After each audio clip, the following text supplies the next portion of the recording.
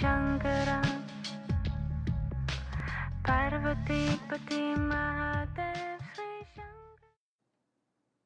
Namaste, it's Sahara Rose, and welcome back to the Highest Self podcast, a place where we discuss what makes you your soul's highest evolvement. I am so excited. This is my first episode in a month that I'm recording. I just got back from my month-long trip to India where I was shooting photography for my upcoming book, Eat Feel Fresh, which is a contemporary plant-based Ayurvedic cookbook. India was insane. If you've been following along on my Instagram story, you saw many of my travels. I was shooting all day, every day in Delhi, Jodhpur, the Blue City, Varanasi, which is the Mecca for Hindus, and Kerala, which is the epicenter of Ayurveda in South India. I've shot lots of video content as well, which I'm going to be sharing with you guys in the coming year, and really did a lot of deep soul searching. Right before I left, I found out that I had adrenal fatigue, which is something that is so common, so many of us have, and we don't even know about. And it's basically when our bodies are in this constant state of stress and hustle, and they aren't able to calm down. So through a saliva test, I was able to see my cortisol levels throughout the day, and it showed me that my cortisol levels were a little bit too low than what they should be when I first wake up in the morning. And then normally it's supposed to be the highest in the morning and decline throughout the day, but what was happening to mine is at nighttime it started going back up.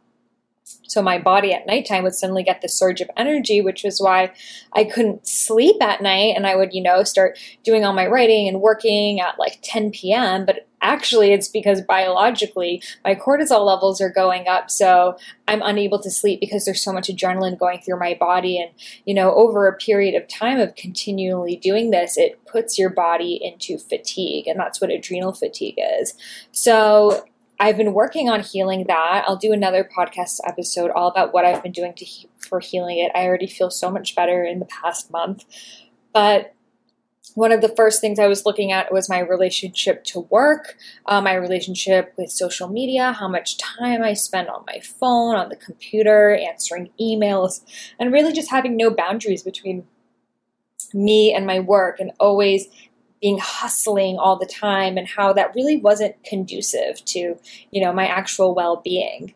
And it brought me deeper into this thing that I've been working on the whole year, which is my relationship with money and finances. And it's something that really came up for me in India.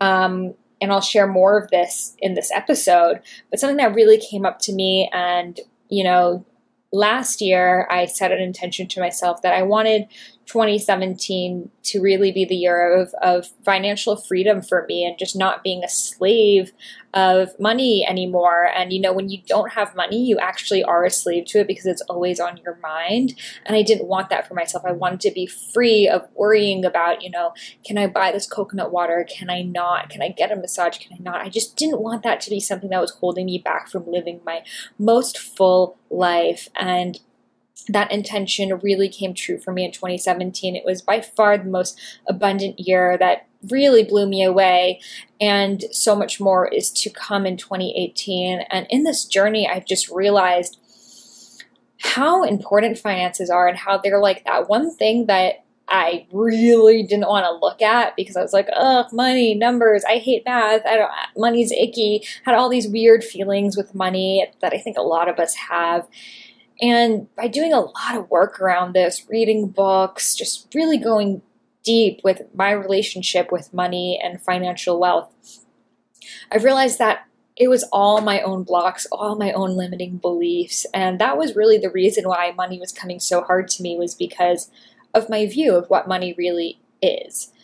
So I want to share that with you in this episode. And the reason it came up more in India is because India, as you guys know, is one of the world's most populous countries, 1 billion people in this country, and there's really not enough space for everyone. There's not enough resources for everyone. So it's a constant battle for who can get this tourist, who can get this dollar, and so many people in India are living off of less than $2 a day. And in some areas, like in South India, where there is more socialist type governments and healthcare and education are provided for in most of South India, it's not as big of a problem. But in North India, which is where, Delhi and Rajasthan and Uttar Pradesh, which is where Varanasi is, in these areas, it's definitely not a socialist government. It's highly, highly capitalistic, and the caste system is a very much real thing that still exists today. And there's a huge, huge, huge wealth disparity. And this year, India has instated a new tax where there is about between like an 18 to even 28% tax on many things. So for example, our hotels all had a 28% tax on it. You're paying for your hotel plus an extra almost 30%. That's a huge increase. So because of this tax increase, tourism has significantly gone down in India this year. In Kerala and South India, when I went 3 years ago, and this is high season in December, there were a lot of other tourists around. And this time I was literally the only tourist on the beach. So you can imagine how many people are flocking to me, trying to sell me this, sell me that, get me to come to their shop, get a massage, this, that. Like, people are hungry, people need to eat, and there aren't tourists coming in anymore. So the level of desperation that I saw was at an all-time high, and it was just really heartbreaking to just see how many more beggars there were, how much just more real like desperation there was around money. And I totally understand why. If it's going to be the difference whether you're going to eat or not, you're going to bother that tourist 300 times, hoping that maybe they'll say yes because you don't have any other choice. But for, people who are coming to India as a tourist, I totally understand it can really bother them and be really overwhelming when swarms of beggars are following you everywhere that you go. So it really just showed to me more how important money is and how important it is that we change our relationship with money and become friends with it so it doesn't overpower us. So I want to talk a little bit about this concept that I've been thinking about called financial self-care. And it's something that I actually do want to write a book about, maybe this year. And financial self-care is really looking into the financial area of your life and giving it the same love and attention as you would your physical or your spiritual or your emotional or mental body. There is a misconception that to be a good or spiritual person, money cannot be desired or even talked about. We hear phrases like, money is the root of all evil, or more money, more problems. And we label those with money as selfish, shallow, greedy. So no matter how much you try to forget that money exists by only swiping your credit card and never using cash and never checking your bank statement, money very much exists, and it's actually what is keeping us alive today.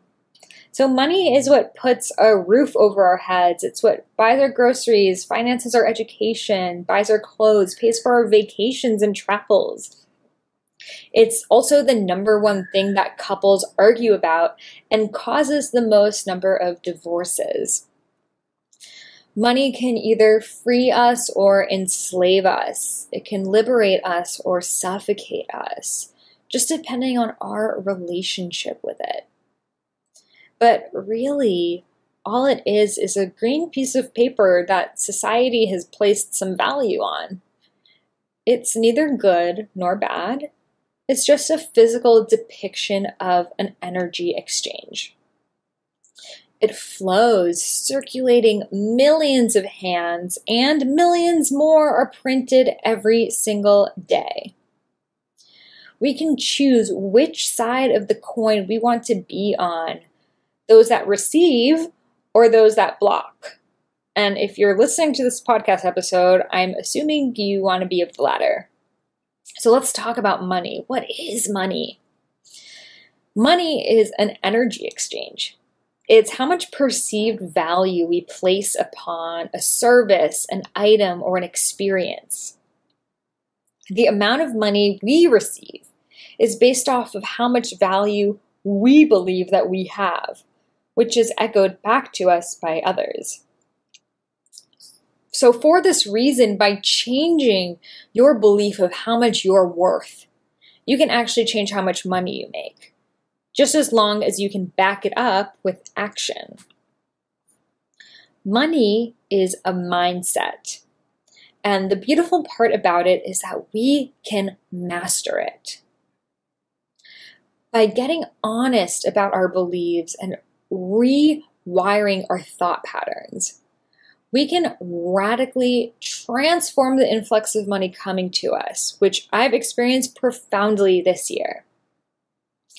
Money is a belief consciousness, and one that we can transform through deep transformational work. So let's dive deeper into the thought patterns that are holding you back from financial flow and freedom, which are one in the same. I want you to take a few moments right now, close your eyes if you're not driving, just come into your breath, come into your body, come into the present, come into this moment. Just reconnect with yourself.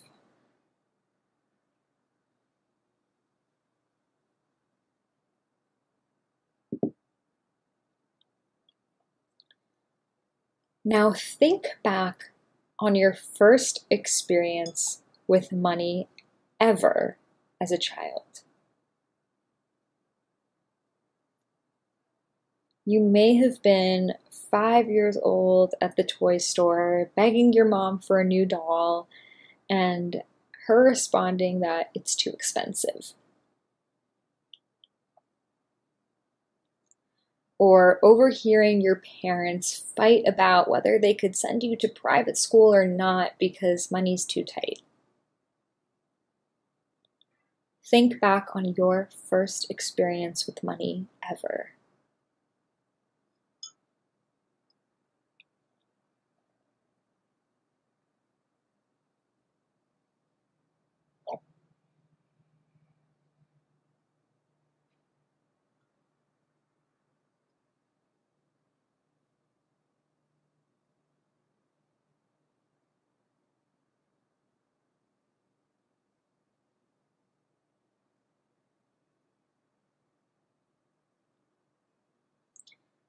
Believe it or not, most of us have experiences with money when we are toddlers that have ingrained our relationship with money today.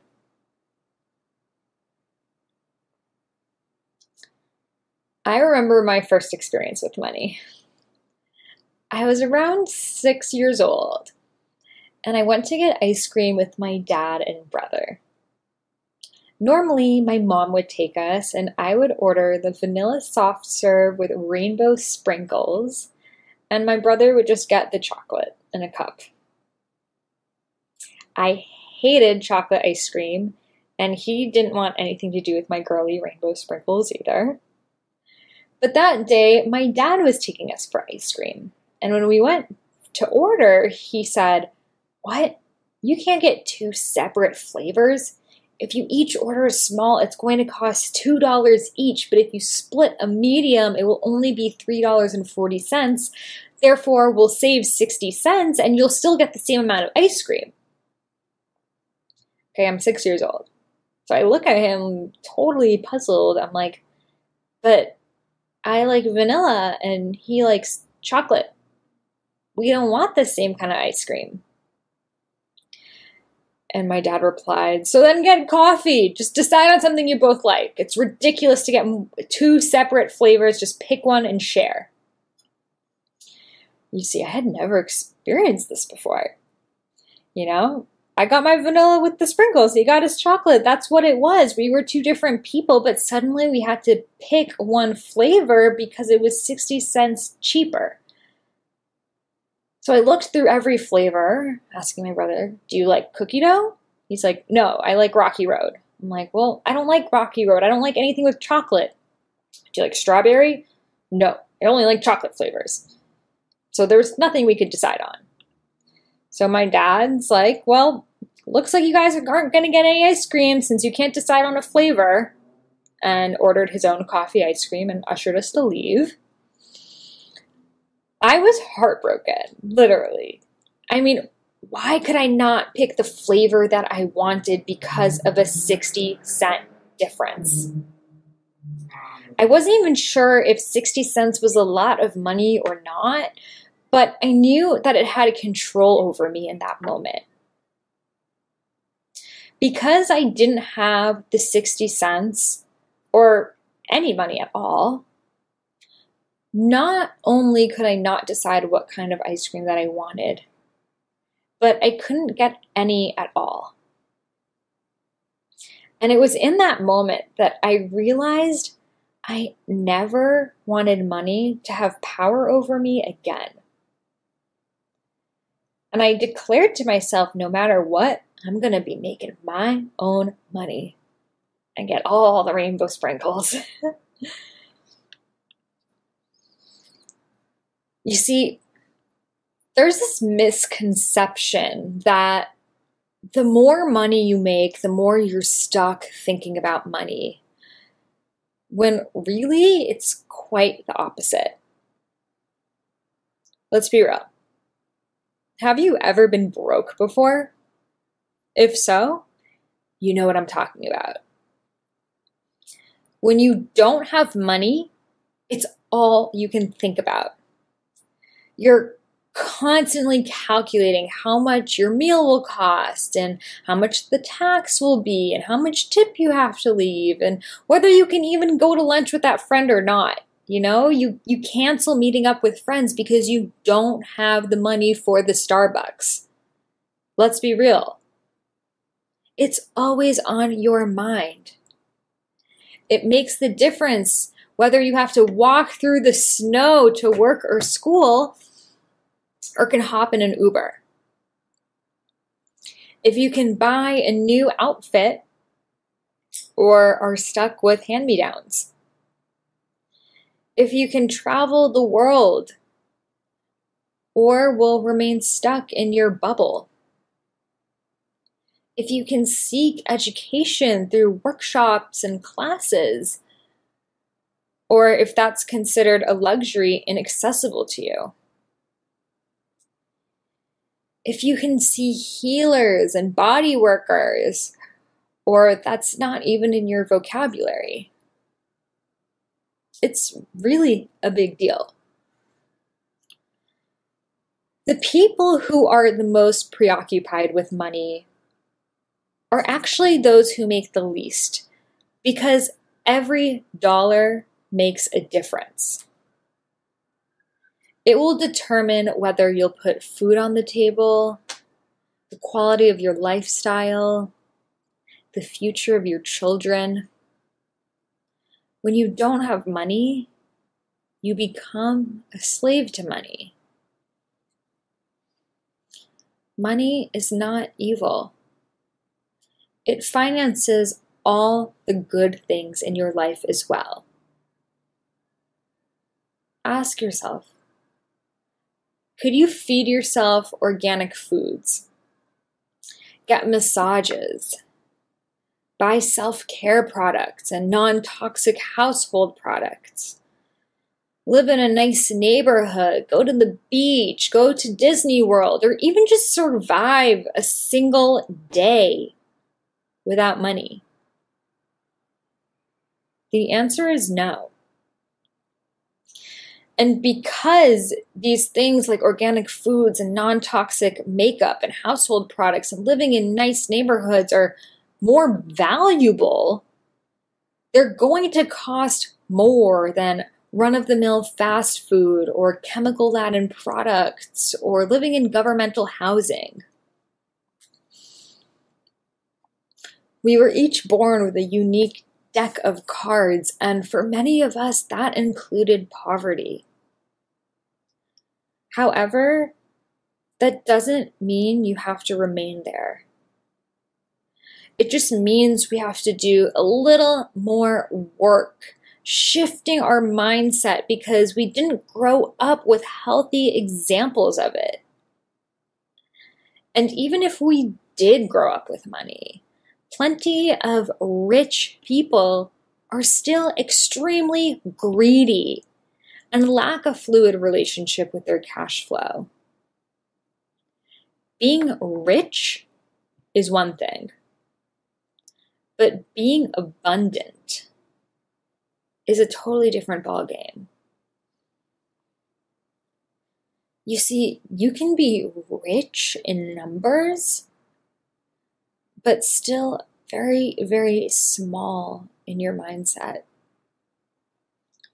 You can have multiple houses and still live in constant fear that they're all going to be taken away. You can have sports cars and private jets and still not an ounce of generosity.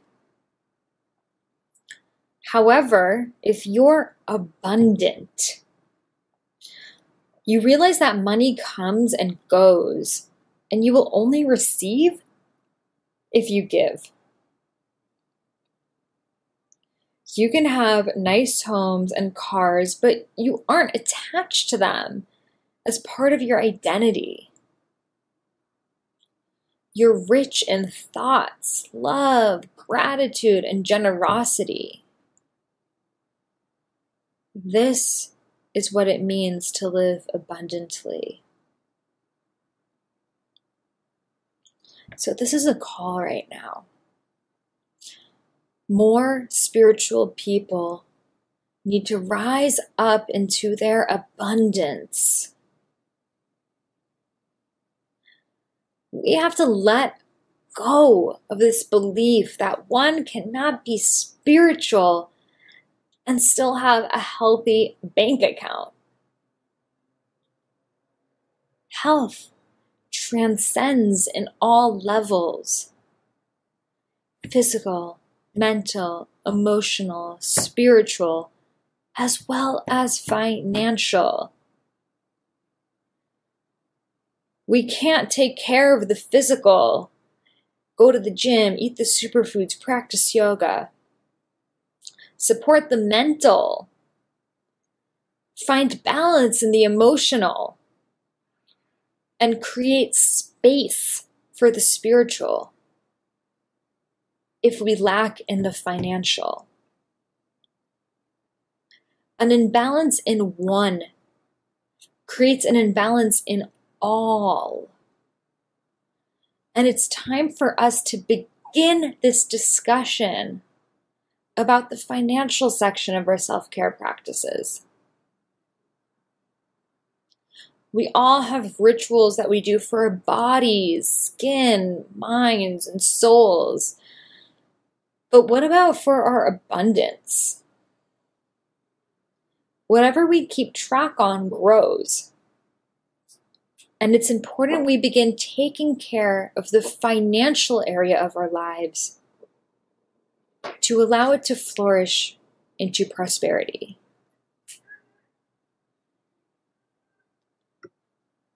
Money is just a microscope for who you are.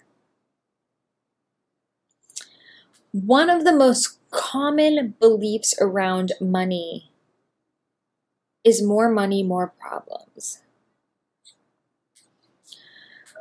We've all heard stories about simple people who become rich overnight, and now the husband has left the wife for the secretary, and the kids are all on drugs. Oh, these rich people. But it wasn't the money that caused this. It was just a reflector glass of deeper imbalances that already existed in the family dynamic. Money doesn't change you, but rather it makes you more of who you are.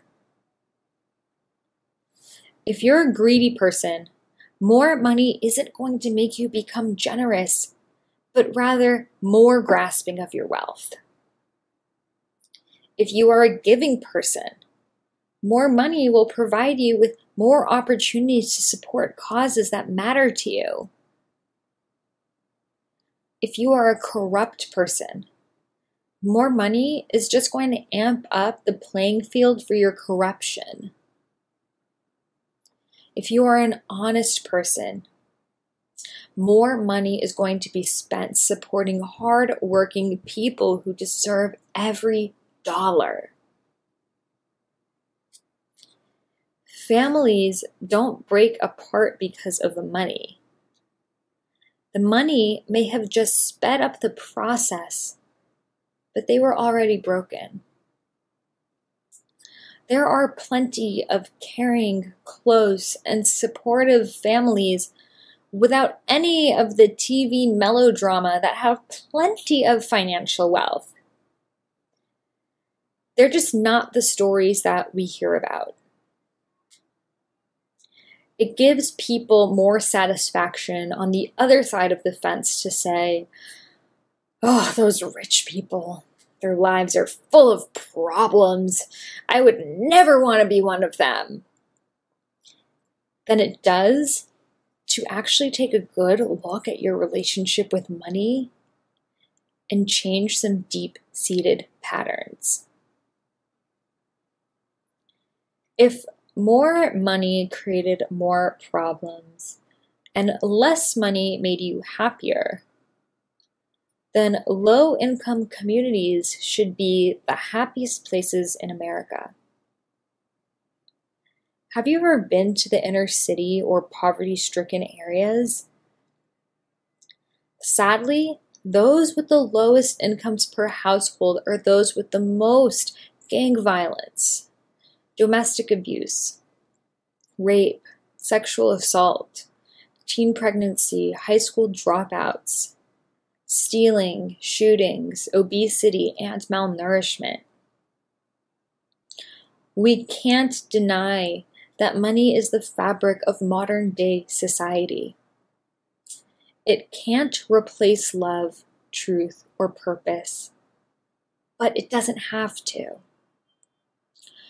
You don't have to choose between being rich or honest, wealthy or happy, well off or kind. You can be all of the above. It's time for us to step up into our abundance so we can be the kind of rich people we wish the world had more of. Those that support important causes, exemplify generosity, and embody their higher missions. So I would love to hear more about your relationship with money in the Mind Body Balancers High Self Podcast Facebook group, which is a free Facebook community I created, which you can find on the podcast show notes. If you just look up on Facebook, Mind Body Balancers, you'll see it there and you can request to join.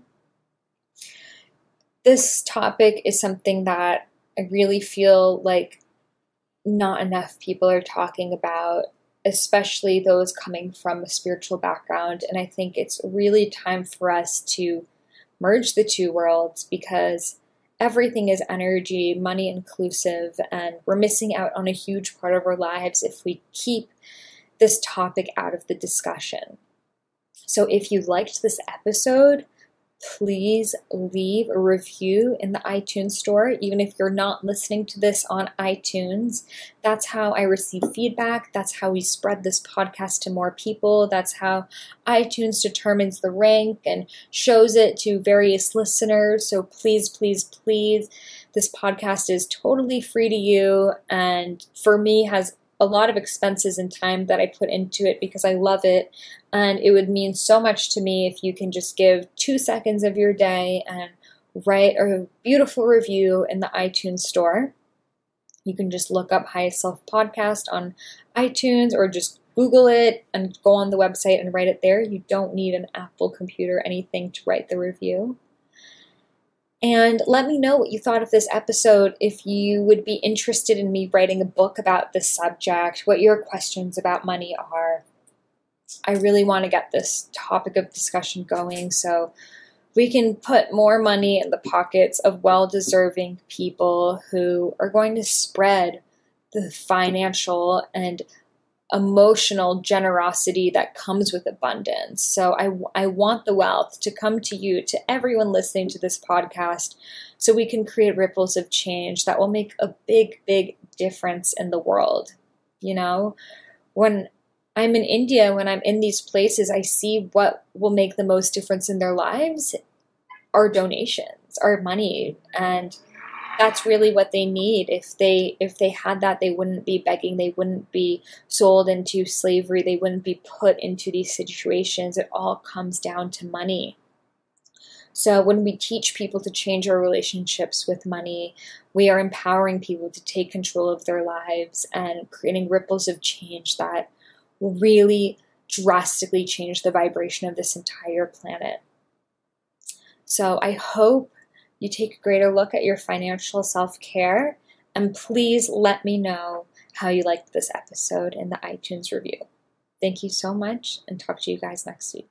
Hi guys, I just wanted to post a little update. This is me 2 days later, and last night I was just taking a bath and thinking about how grateful I am for everything that this year has brought in me, and how changing my relationship to my finances has really created such an abundant life for me, and just feeling so much gratitude and really wanting to share it. So I remembered that in October, I went to a conference, Aspen Lead with Love, and one of the speakers was a man who was a Hollywood producer, went on a trip to Cambodia to meditate and discover himself, and drove by a huge dumpster that was filled and filled and filled, not just with trash, but with humans living in the trash. And the temperatures in this dumpster are about 120 degrees or more a day. So the plastic is melting.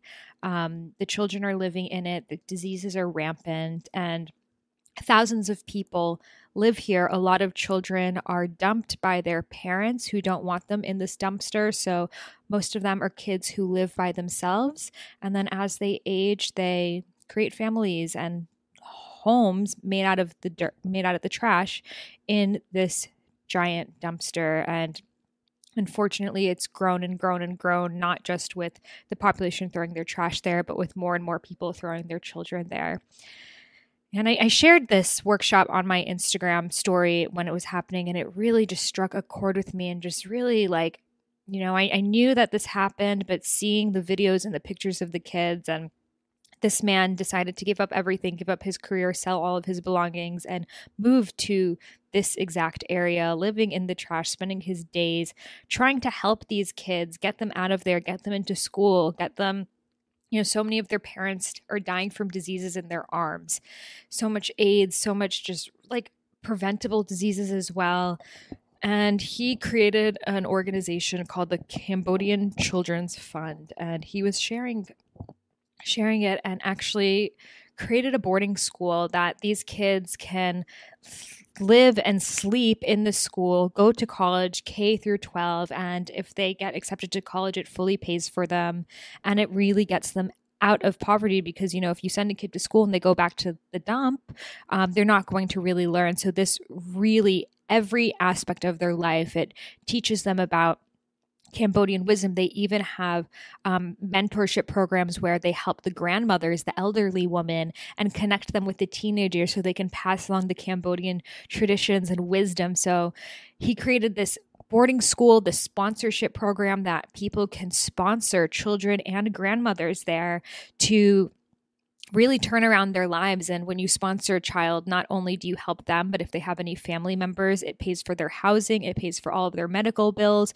pays for this kid's schools, his uniforms, everything that he or she needs. And I remember seeing this and I was like, oh my God, wow, I wish I could do this. But at that time, I felt like I still wasn't financially ready to be able to give $150 a month. And, once you start, it would be really hard to stop, give a kid resources for a year and then send them back to the dump. So I just felt like I still wasn't ready for it, but I still really wanted to. And last night it came to me that I'm so, so, so ready for it. So it's on my Instagram story now. It's going to be gone when this is up. But I went online and I went on the website and I looked up the kids who needed sponsorships. And it was so difficult, so difficult. How can I choose one? These kids are all beautiful. These kids all need help. These kids all deserve school and medical expenses paid. These are human rights. Like, how can I just choose one kid? And it was really, really difficult. And finally, I decided I'm going to choose the youngest child because the youngest child has the rest of his or her life in front of him, and I can help them for the longest time. So I have a sponsored daughter now named Denny. She is 4 years old, and I have committed to provide for her and her family, not just for this year, but for the next 16 years. And however long, if she needs help, if she wants to go to college, whatever it is. And when you sponsor a child, you are really close with them. You email them every week. You are able to go to Cambodia and visit them, which I'm definitely going to do. Whenever they pass exams, they show you, they Skype with you. You can send things back and forth to each other. So you're really involved. So I'm just so excited to have this new daughter, this beautiful 4-year-old, and just so grateful because I would not have been able to do this if I hadn't changed my relationship with money. There's no way. And I made a commitment to myself that there's no backing down. I'm not going backwards. I'm not going to ever take away these resources from this girl, no matter what. I am committing myself to success, not just for myself, but for her. And next year, not only do I plan to keep sponsoring her, but 2 kids and maybe 4 kids the year after that. And the possibilities are endless. And I could have not afforded that if I had not taken a good look at all areas of my life. So if this is something that you want to do, and I really don't know anyone who wouldn't want to do something like this, then I really want you to take a good look at your life. And I'm not telling you just to focus on where you spend your money. It is important to look at where you spend your money in wholes, but a lot of us are still living as tight as possible. So I'm telling you to focus on how you make your money. Focus on earning more instead of spending less. You know, I want you to be able to afford to go to yoga classes and buy high quality supplements and eat organic foods and see holistic and alternative doctors, and visit health coaches and practitioners and body workers, and go to workshops and buy green juices and educate yourself, do teacher trainings, go back to school, travel the world, take days off, buy essential oils, non-toxic skincare, household products, all of the things that come with leading a healthy lifestyle. I want all of that for you. And to still have enough to give freely and generously. You know, many people have this connotation that making more money means you're going to spend it on Louboutins and sports cars. Not at all, especially not in the new paradigm. More money means more support to the causes that you value, whether it's protecting animals, educating children, ending human trafficking, saving the environment, or anything else that you value. Making more money means creating a planet that you love. It is more than possible to be able to live a fruitful, healthy life while still having ample resources to give. In fact, my friends, this is how we beat the system. So you can find out more on CambodianChildren'sFund.org to sponsor your own child. And if you like this, you like hearing more about creating more abundance in your life so you can serve the planet and live a fruitful, generous life, then please let me know on the iTunes review. Thank you. Namaste.